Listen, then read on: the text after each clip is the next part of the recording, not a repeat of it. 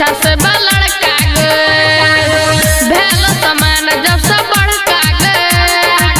पड़ गलो पीछा से लड़का गे पीछा से लड़का गे।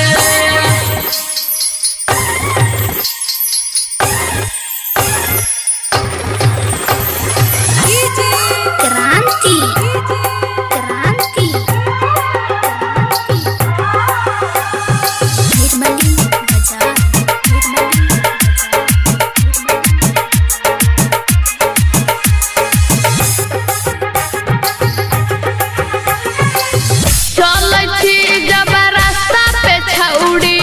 दोनों पुला बना डोलै छौ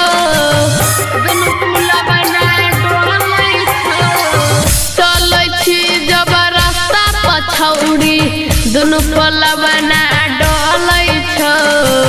सब छौरा रंगदार गे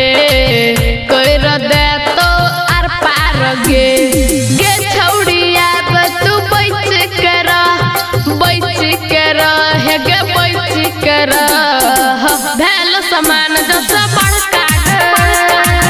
पड़ गलो पीछा से लड़का गे भेल समान जब से बड़का गे पड़ गलो पीछा से लड़का गे हाँ लड़का गे।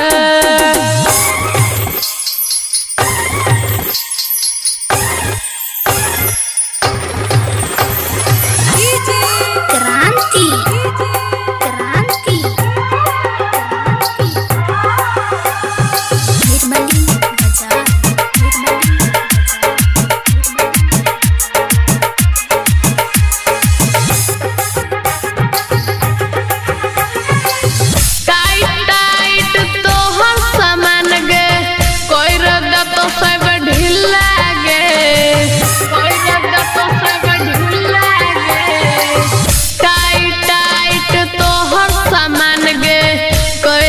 तो सब ढीला गे